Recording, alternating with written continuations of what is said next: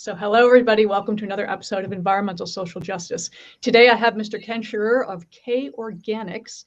And one thing I love about Ken, well, first of all, welcome to the show. Thank you so much for coming today. I know you're busy. Oh, yeah, thanks for having me on. I appreciate the invite.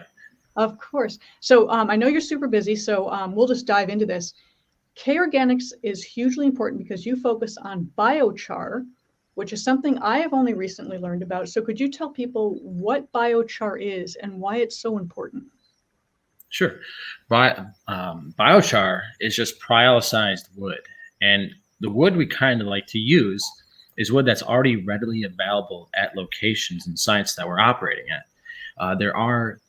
What's important about biochar is it has many pores. And within these pores, we can store nutrient, water, and also we can filter water through that by capturing elements that we don't want to be drinking, such as cadmium or strontium or any of these things that we have seen in our water supply, or antibiotics, excessive hormones, things like that is affecting us. So biochar has a multifaceted ability to scrub our environment and also load nutrients based on soil to incorporate that into our growth cycles and restore and reuse the carbon we're using already and put that back and keep building our soils to be more fertile and able to grow. So completely circular economy going on there, from cradle to cradle to cradle, just keep using it. And one thing that you and I discussed, because I'm a wildfire person, I researched that quite a bit. You're actually, by using biochar and removing that excess scrub and woody material, you are reducing the risk of wildfire in certain high-risk areas.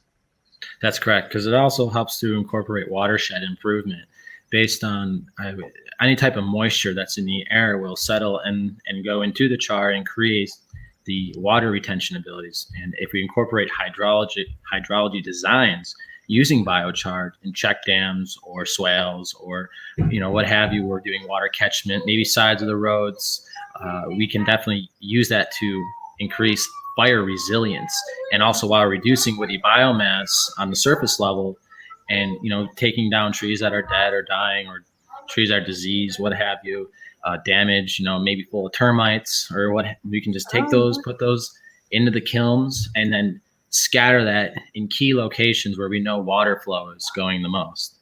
And that's our plan. But right now we're building towards that. We have civil engineers, but at this moment it's a very slow snowball, but I think it's getting bigger. Snowball's definitely getting bigger, because when I met you guys and I started talking to you about biochar, all of a sudden I started tuning my ear towards other people talking about biochar and the importance of it, specifically with reducing our risk for wildfire. Carbon sequestration, which took me years to be able to say that word, but now I've got it. And then just full circular economy of reusing, repurposing, putting nutrients back in the soil, putting moisture back in the soil. And I don't think people fully comprehend that importance of doing these things. Rather than just cutting it down, hauling it away, putting it in a landfill, you're putting it back where it belongs and refeeding the soil. And the best part about doing the biochar is you get to visibly see the carbon that you're stopping from rising into the air. It's actually a physical thing you can touch and feel and utilize then to increase the value of your own life in whatever aspect you want to, when it comes to cleaning pollution or holding water or drought resilience or fire resilience. It all goes, like you said, it's all circumvents, it's all threaded. One of the things, because we talk about fertilizer quite a bit and agriculture, and people, fully comprehending the need for proper agriculture with their climate change happening and everything's heating up. You also offer something called organic tea. I don't know what that is. Sure. Well, I've through the years, I've been studying an art called Korean natural farming. It's just utilizing what's around you and collecting microbes and fermentating substances to incorporate that into other compounds that work in synergistic ability to break down and create more bioactive materials. My course being liquid. And also it's good for compost too, because if you're already composting already decomposed matter, everything, all the cell walls are starting to break down before you even put it into the soil. So microbes going to have a better chance to get in there. Instead of the carbon going up, it's going down. We're going right into the soil. And that's the benefits of using these teas. And these teas, I've come up with a method to degrade chitin utilizing natural farming methods to increase the chitin values within our soils, because chitin and mycelium are best friends. Could you explain real quick what chitin and mycelium are for our average viewer? Sure. Chitin is a poly, what is it? Sorry, my science. Simple terms. Yeah, right. It's a polymer, and it has a cellulose shell. And if you put that right in the soil, it's gonna need some time to work in. So it's, you know, maybe a month or two. And I was able to come up with a method that breaks down this cellulose layer, so the chitin is readily available for plants to go through the plasmic membrane, because we have gram-positive bacteria and gram-negative bacteria. Gram-negative is like the intermediary. That's what's delivering nutrients to the plant base, the exudates. And through the exudates, they go up the shoot and they feed the plant. And I mean, you can do foliar sprays too, because you can do foliar applications of chitin where it will go direct onto the leaves. But that's a different video. I think we can talk about that later. But so that's all it is about chitin degradation. It's from arthropods. It's only from insects. And they notice they're finding it that they're bug, basically. Yeah, basically bugs have it. Crustaceans have it. A lot of sea life has it as well. So on the land, it's usually insects that have it with a hard shell, such as the 𝑬𝒍𝒂𝒎𝒊𝒏𝒈, which is the mealworm, which I raise. That's very scientific of you. I know. I just Now, talking fertilizer, since I mean, most of us, when we grow up, fertilizer just feeds the soils, and we buy it at the store and we throw it on the ground and we add more and more and more and more. And as we've learned that that's maybe not the best avenue to go. One, what you buy at the store is usually petroleum based, and two, what comes from the cow may not be the best option either. So maybe you can explain why that's not a good thing. Sure. Yes, I was speaking actually to a permaculture gentleman, Tom. He has 40 years experience doing this, and he had a great explanation, which I'm going to repeat right now. Sure. And when they're using these synthetic fertilizers, salts, or all kinds, and the pesticides too, organophosphates, they're going into the ground and they're not stopping because they're so heavy. And they keep going. Whenever you water, they're going to keep going down, down, down, down, down, and it's going to hit our water table.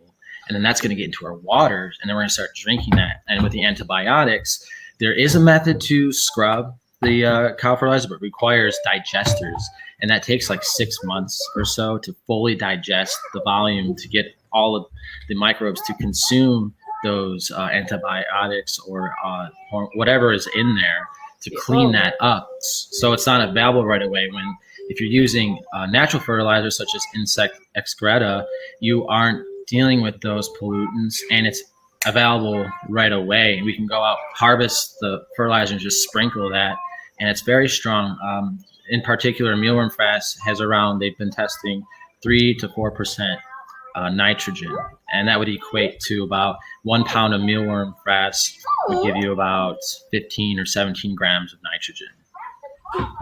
So for like the average viewer to understand, the cow manure that's being used as fertilizer, they're going to have antibiotics in their system. They're going to have hormones in their system that travels directly through to the waste. It goes into the soil, and unless it's properly digested, as you said, which takes 6 months, that will actually kill the soil. The antibiotics will kill the biomes or the critters in the soil that help things grow. So these are not exactly the best options to have. Whereas using organics and your materials is the better material to use. And that's correct. Yeah. And so love the fact that what you're doing is wholesome, organic, healthy, the right thing to do. How do people find, because I know you're in California, and I know you're beginning to grow because you've got a lot of people calling you and you're getting pulled in 10,000 different directions. But what's the best way for people to find you? I would say my website, KOrganics, or KOfrass.com. You can also email me at KOfrass@gmail.com. And I have my phone number on my website. You can call me anytime. I do have a live chat on my webpage. So if you ever have curious questions, or you're like, oh, wow, what are you up to? I'm more than happy to respond within at least 10 minutes, considering what I'm doing or where my cell phone is. Because right now I'm in the woo-woo up in the mountains here, and it's very spatial with the cell phone reception, which is, I kind of enjoy it a little bit, because it gives me a great excuse not to pick up the phone. But I also know I need to be responsible and do reach out to all those who are interested. And I do have also a YouTube channel. It's a KO frass on YouTube. I have a lot of what I'm doing. I have instructional videos. I have biochar burning going on. I have community events, things I've participated in to open awareness onto the usages of biochar. And especially my expertise in biochar is utilizing it to create fertility through mycorrhizal networks. And mycorrhizal means the mushroom dendritic system that the goes stuff that grows fungi. Yeah, it's important for the roots to have that, because actually it's mycelium that's helping the roots to transfer nutrients more effectively.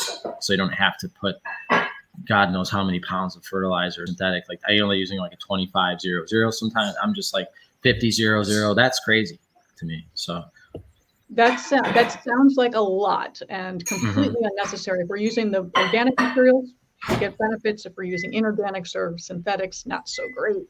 So let's keep our soils healthy. Let's keep things alive. You also have, I believe, a blog on your website, because I read through some of that, and that's extremely helpful. Some of the tips and tricks that you have and just things you've written about fertilizers and biochar, what biochar is. So I highly recommend that people check that out. And I thank you. This has been extremely educational.